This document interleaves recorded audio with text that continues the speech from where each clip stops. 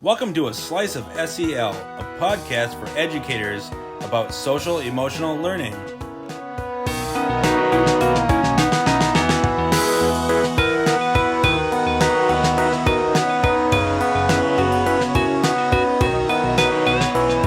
Welcome to A Slice of SEL. We're the SEL services team at the St. Croix River Education District. I'm Nick. I'm Rye. And I'm Courtney.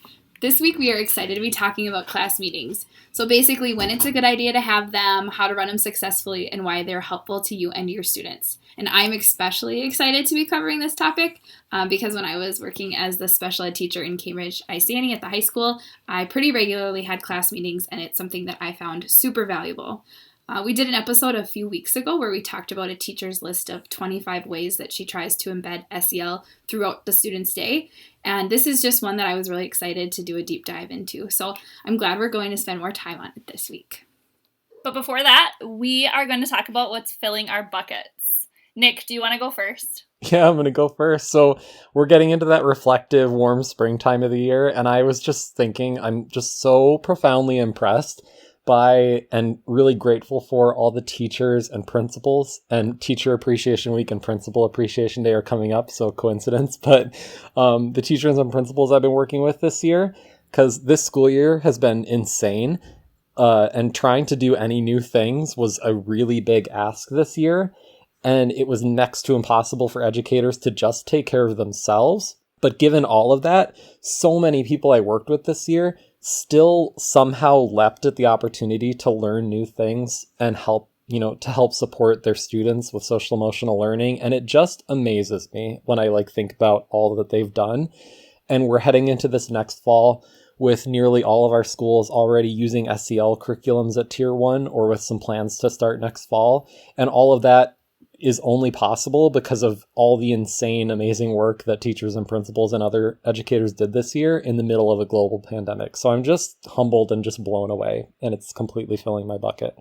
I love that. It's such a great time of year to just think about all the good things. I'm also feeling that too, Nick, but mostly I'm going to steal Rye's typical one. The weather right now is just amazing. I was outside most of the day yesterday. I got a little bit of a sunburn on my shoulders from my long walk, and it just was awesome. So I am being filled up by the weather. Can relate to that. Ditto. Along with the weather, that's also filling my bucket. I'm just going to give a shout out to my podcasting team here. I have told them how much I'm procrastinating on some final projects this week for my semester. And I just keep getting lots of encouragement. And sadly, the procrastination is still here. And I have a couple difficult nights ahead of me, but I am just so thankful for the extra push this week, whether I've listened to it or not, you guys. Well, we're happy to give it, but I thought you were going to talk about your new kitten. Oh, I mean, the one I just kicked out because it was too noisy. Yeah, but your new kitten will keep you company when you're having those late nights to finish your projects. Debatable. So we're going to shift to our main topic this week, which is class meetings. And I'm a novice about this, and that's why we're so grateful that Court is here to share about her experiences with it. But just before we get into that, I wanted to share a bit about my initial questions when we were thinking about doing this episode. My main one was what is a class meeting? And what I mean by that is how does it differ from the rest of the school day when we're also sitting together in a room and talking to each other? What sets it apart makes it a class meeting? And how would I walk into a classroom and recognize that a class meeting is happening? So Court is going to answer some of those questions today, but we wanted to get it out there that you can call class meetings for a variety of different reasons.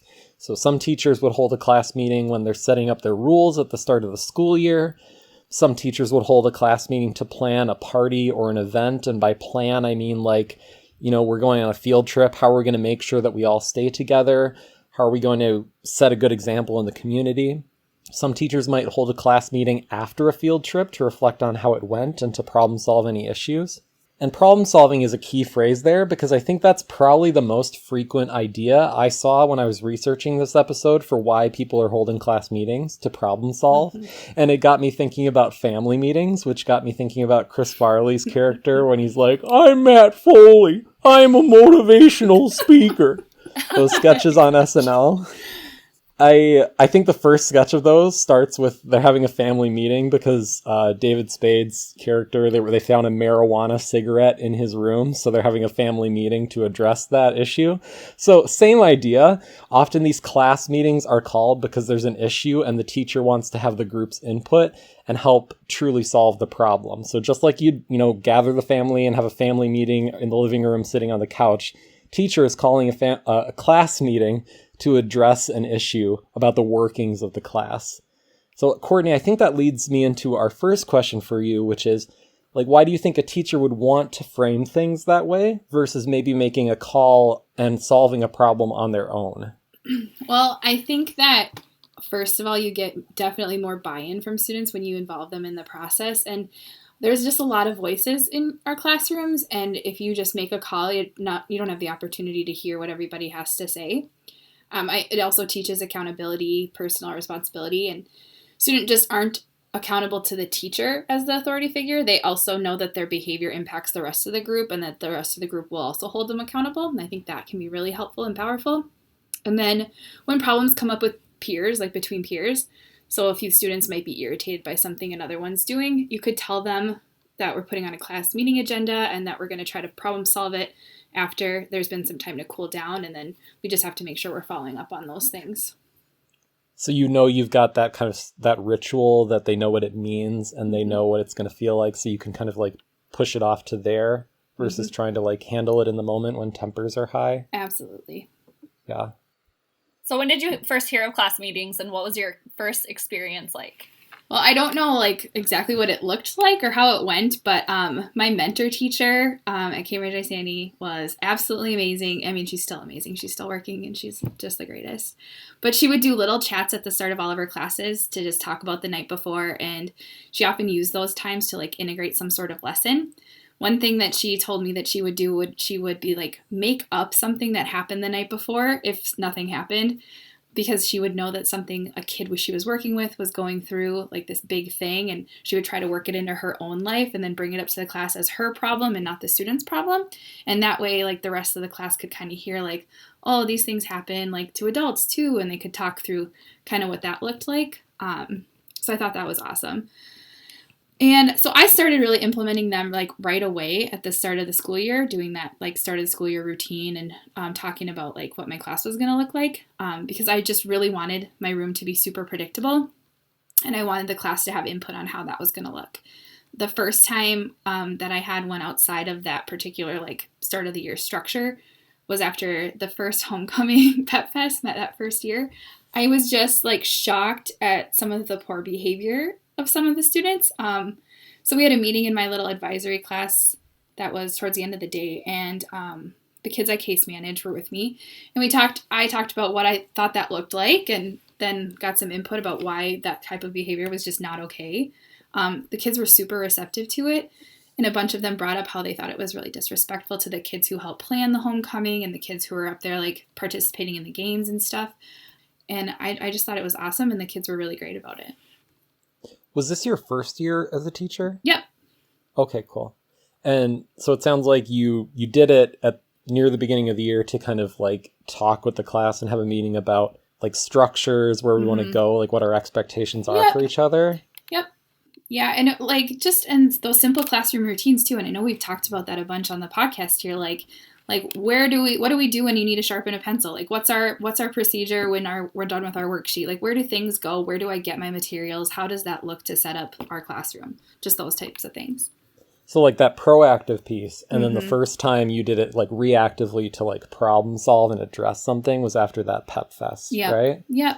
I really like your mentor teacher's example where she kind of took an issue that a student was having and then kind of framed it as something that was her own problem, because I just love that. It just puts a little bit of distance and makes the problem a little bit more external to me. And it's easier for probably students to be willing to engage with that and be honest and open with their ideas versus like if the problem was so close to home and direct as it's like a problem we're having with another student or a problem we're having like right here in class. Yep, absolutely. I was just thinking that'd be like an easier way probably to start for some teachers who might be reluctant to jump into that deeper waters of like, hey, we had an issue yesterday. Right. We need to problem solve that issue. Yep. So like sometimes kids would like be fighting with each other, and instead of calling that out specifically, she would say like, oh, I just had this really rough experience with another person that works here this morning, and I said something and they responded in this way that I didn't like agree with or whatever, and then just kind of talk about what that would look like. So using herself and a staff member as an example, and she's brilliant. That is I just love that for so many reasons, because it's also like I said, it's an easier way to start for the kids, and it gets them used to the way you would have those conversations. And then if you needed to be more direct later, like if you had a really bad experience the day after a sub teacher was there, like they're used to that format and that structure of how you have those meetings. So then it would be easier to do that. Absolutely. So with that, like, what are some other examples of like when you Court had class meetings, or when somebody could have class meetings? So I really got after them when I would have subs, like you just mentioned. Like that was the main time when we did it, and I ended up having to take quite a few days off because I was the homecoming advisor after my first year, and I did student council, and so there would be days where I was in the building but not like present, and so I just got so sick of coming into my classroom to just like chaos and disarray. So I made sure to have them basically every time after there was a sub, I'd go, well, we're gonna have a meeting. And by the end of it, it was really cool because the kids would be like, well, we were really good. We don't have to have a meeting. And I'd be like, no, it's great to talk about the good things too, But it was pretty cute. But like I already mentioned, we also did them after like some assemblies. I know like there's a couple of kiddos that were really wonderful, and they would like sing the national anthem and stuff. And sometimes there was just people who weren't being super respectful. So we talked about what that looked like. And then I also just kind of had them every now and then when I could sense just like negativity, like the room, the environment, just the vibes were poor. So I would stop class and I'd be like, hey, this is happening. I think we need to talk it out. Like, what does this need to look like? And I think one example is like right now, springtime, we start to see students' behaviors get a little bit escalated. So I could use that as an opportunity to talk about finishing the year strong and what it looked like for our classroom to do that. Yeah, and that reminds me of when we decided we were going to do this episode, because I think I mentioned in that other episode we did where we were kind of going over that teacher's 25 ideas. It reminded me of this teacher TikTok I saw where a teacher was, joking about what they do after there's like a bad sub day. And she was like standing in front of the class and was like, well, you blew it. Exactly. Total failure. Catastrophe. Exactly. And you need to have those conversations, obviously, but this is probably she was just joking, but like this is a supportive, productive way to handle it. But I did want to mention in my research, it looked like some teachers will schedule these, so they might have them like once a week. And if there's an issue, they might like put it off for a day or so, because it's like, well, we have our class meeting on Friday. We'll handle it on Friday. And then other teachers might do it on an as-needed basis. It sounds like the as-needed was kind of the way you handled it, Court, right? Yeah, that was the way I went to it. But I think the idea of doing it once a week or having it more scheduled would be just super beneficial. And if I was ever back in the classroom again, I would definitely do that because it was super helpful. So you said sometimes it was as needed, but sometimes it was scheduled. But could you share a bit about like how you started a class meeting? Like, would you present a problem to the group, and did you have to prep for that, or did you review class rules, or how did that look? So I would start the conversation by letting them know that we were about to have a meeting. And like I said, by my last year, the kids knew exactly what I meant by that because we did it a lot. I would see the eye rolls and the, that type of stuff. Because, once we got into it, they liked the discussion, but they just kind of dreaded it a little bit. But then also you might need to adjust the environment. Like sometimes we would move our seats around so we were in a circle so we were all facing each other. Or sometimes we went outside even because it was nice and we just needed a change of space. Those types of things. I also was super spoiled my last 2 to 3 years maybe. I had dimmable lights. My room was super fancy, so I would turn the lights down just a little bit so it was a little cozier. But I would always set the stage with what my expectations for how that conversation needed to go were. So in regards to our classroom rules and respecting each other. So if your PBIS expectations like included respect to make sure that there's a rule along the lines of speaking honestly but like respectfully. And maybe it's phrases like use appropriate language, and you just need to clarify that this case, that means speaking honestly and respectfully. So that gets ahead of like what's probably a common concern for many teachers regarding these meetings, is that it's going to lead to some conflict, like maybe a lot of conflict, and maybe students are going to gang up on each other. And as with a lot of things in classrooms, prevention is the best strategy here. So like giving those reminders before you start the meeting is a super good idea. That way, if the problem does happen, like a few students might start piling up on a particular one, you can refer back to that rule you talked about before the meeting and stop it. Yeah, we talked a lot about that in our episode about preventive prompting or pre-correction, about how like when you're really upfront with and clear with those expectations, it's so easy to then jump in if there is an issue versus feeling like you're kind of like gotcha and like it's coming more out of thin air. It's like, hey, we just talked about we need to be respectful.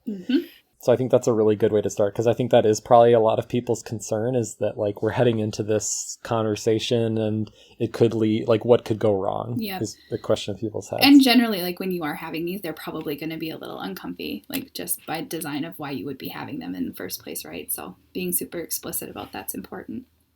Right. I do think though that like Court, the fact that you had them like you had them to discuss good things too, like when things went well, like you mentioned, and you had them proactively like to talk about your rules at the beginning of the year, like you framed it as one of these class meetings, so it's not always happening when it's bad Negative, stuff. right. Like that probably helps too. For sure. But even with that, they're probably going to dread it a little bit. But from my reading, it sounded like a big part of this problem solving in a class meeting was ideating or brainstorming. So I was wondering, Court, like how would you keep track if you had students like share ideas about how to address an issue or solve a problem? How would you keep track of what they were sharing? Because I saw in an article that some teachers would use like chart paper or a smartboard and they would be writing down ideas that came up. Is that something that you would do, or did you kind of just handle it all verbally?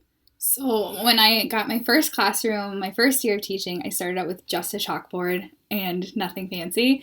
So I hated writing on the chalkboard, so I would just like bullet things on there, like when we talked, because I just did not want to write anything, but I had no other like technology or anything besides my computer. And the worst thing to do when you're having one of these discussions is sit behind your computer, right? So that was absolutely not happening. So we would bullet list, and then I would also have my class take some notes, because we always did journaling. Like regardless of the class I taught, we had a journal. Even in my math class, we had journals. And once I got a fancier setup with my smartboard, I just would use that blank like smartboard PowerPoint thing and just keep adding as we went and taking notes about what students were saying and crossing things out and pointing arrows and all the kinds of things. And I just really need to write things down because I forget a lot and I end up being super repetitive.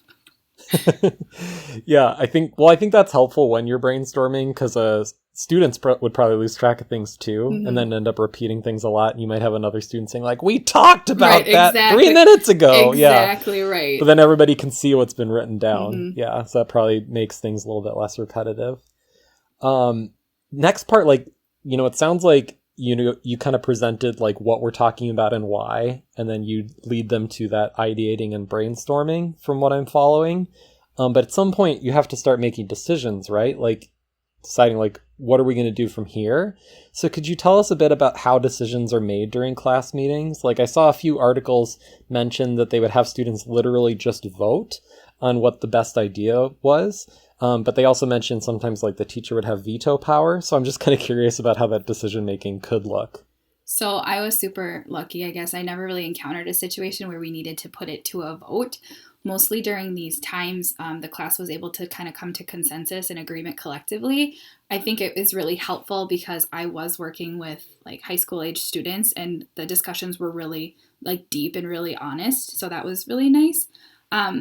And if there were ever a couple of kids who really felt strongly in a different direction or didn't like what the group was talking about, we usually could just keep talking it through and just really would get to a point where we felt comfortable.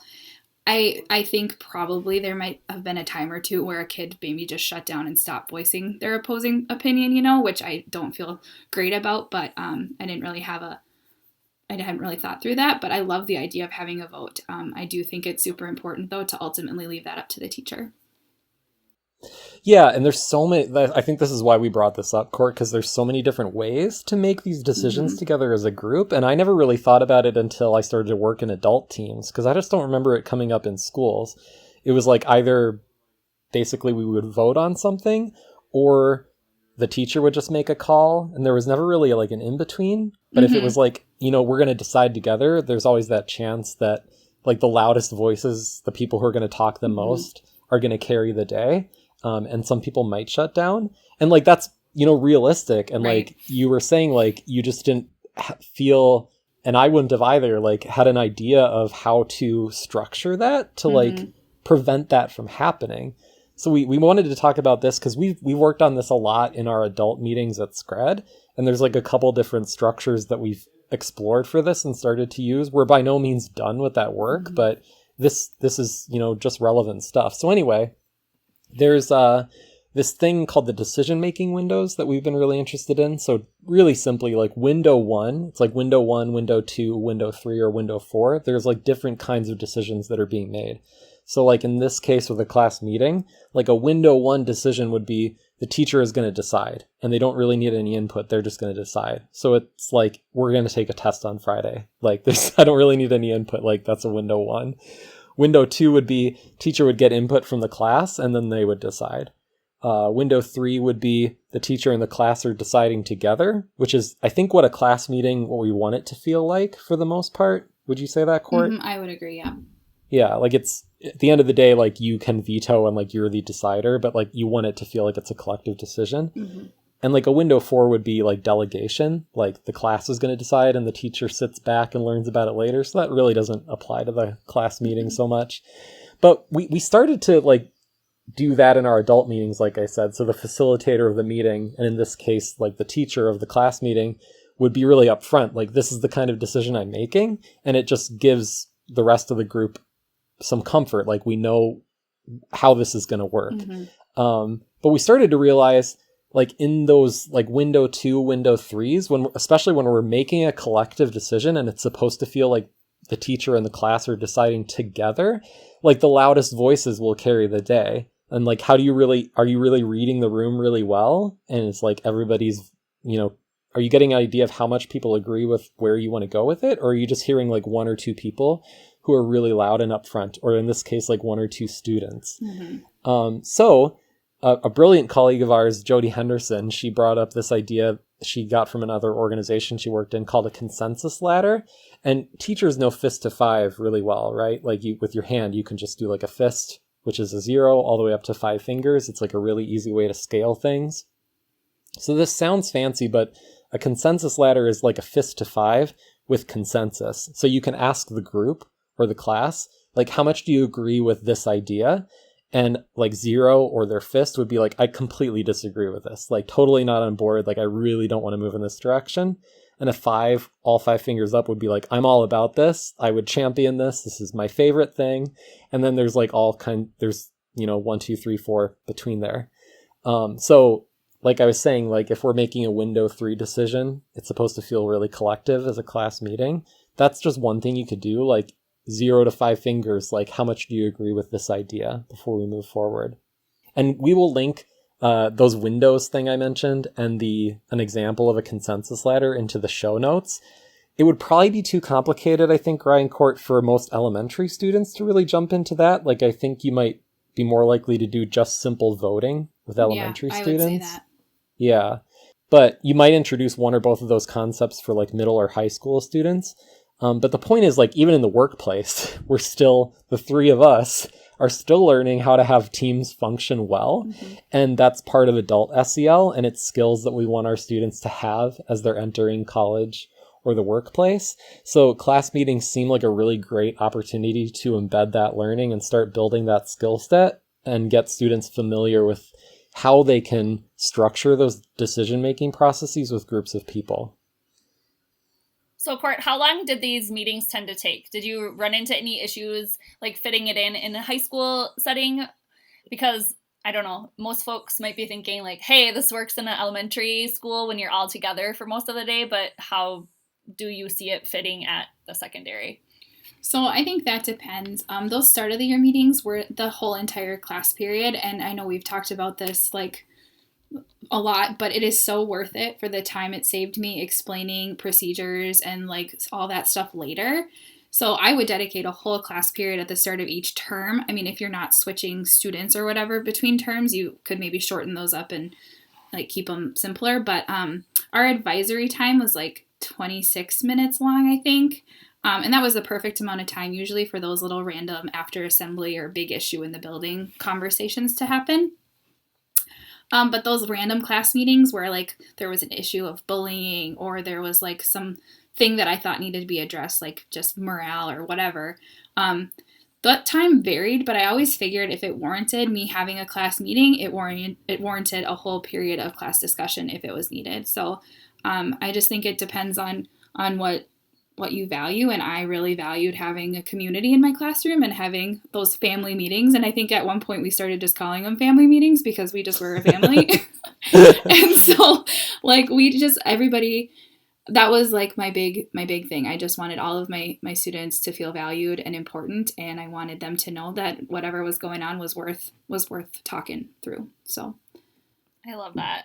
Okay, so I think this might be the $1 million question for all of our listeners out here. So did you run into any pitfalls like after and figured out like, man, I really wish somebody would have told me that before I started? So like anything that like might have frustrated a teacher who's trying this out for the first time, or just in general, maybe any advice you want to share? Yeah, so trying to make it have structure or like plan out how you're going to start that conversation, I think is super important. So not just jumping into it and deciding on the spot in the moment that you want to talk to your class about a big deal. Like you kind of have to be intentional about it. Giving yourself talking points, I think, would super helpful. But also you want to make sure that your students are doing most of the talking or ideating around whatever concern you're addressing, and you're just doing the guiding. I think when I first started doing them, they were probably like more toward the lecture side, which I don't love. But until I got comfortable like opening it up to them and just guiding those conversations, I needed to model what it would look like, like show them what it was like when I was thinking and how I ideated and how I got to solutions for problems, and just really talk about what my brain was doing in that moment. And then making sure that I allowed for silence too, and just acknowledging that sometimes problems are hard to solve and they take time. I also think something that can be tricky is like ending them when you haven't solved the problem, and just being comfortable saying, hey, we're going to need to come back to this after a couple of days, because sometimes we as teachers and our students just need a little bit of extra time. I know a couple of times I even gave like homework that was like, hey, think about some things that we could do to solve this problem. We'll come back to it and we're going to have another discussion on Friday or whatever. Or we talked on a Friday and we'll come back and figure it out on Monday. So just being comfortable with space. Thank you so much, Court. I think, I really appreciated hearing that, especially like that was a question I hadn't even thought of. Like, what if you don't arrive at a solution at the end? So it's really great to hear that. We're going to wrap it up and talk takeaways. We talked about how this is kind of like a family meeting, like when you would think to pull together a family meeting. There's a lot of different reasons why you might do that, but a pretty common one is to address kind of the elephant in the room or problem solve, just help each other function well. And if there's an issue that we need to address, then we do it in this format. Another thing I heard you mention, Courtney, is that it's good to prime them with what you're expecting. So if you've got rules for the class that apply, which they are going to, around how they should treat each other, be really upfront with that and give them that reminder before you start, because it'll make it easier to like step in and nudge them back if we observe any issues with how they're talking to each other. Yeah. It's helpful to, when you're ideating or brainstorming, like put that in their field of view so that they can see what ideas have already been presented. And then there's different ways of arriving at consensus about how you're going to move forward and what solution you're going to carry out. We talked about voting. We talked about just kind of naturally arriving at a consensus, and just kind of reading the room. And then we talked about a couple other different ways where you can modify that to kind of make sure that you don't have your quieter students shut down and just have the louder students kind of carry it. Love doing this episode, Court. I think this is just such a valuable thing. And you mentioned how important it was to maintaining your relationships in the community and your classroom and how much that time that saves you rather than leaving these things unaddressed. But I think this is a thing that a lot of teachers are probably really interested in doing, but it's just that intimidation piece of like doing it for the first time. So I like the suggestions you had about like doing it at the beginning of the year when you're talking about your rules, or maybe just doing it after like assemblies or sub days to just have like some go-to times when I might try this. Mm-hmm. And I don't want to forget to mention that your mentor teacher's idea of kind of taking a problem that she's seeing in the classroom and then framing it as her own issue so that it's easier and less intimidating for the students to talk about it. Because I think that's probably my favorite nugget from today, because it just seems like such an easy access point to kind of start doing this with students. For sure. I feel like you need to shout out that teacher that made such an impact. I can shout her out. Her name is Linda Druby, and she is an amazing person and just like one of my favorite. An amazing human.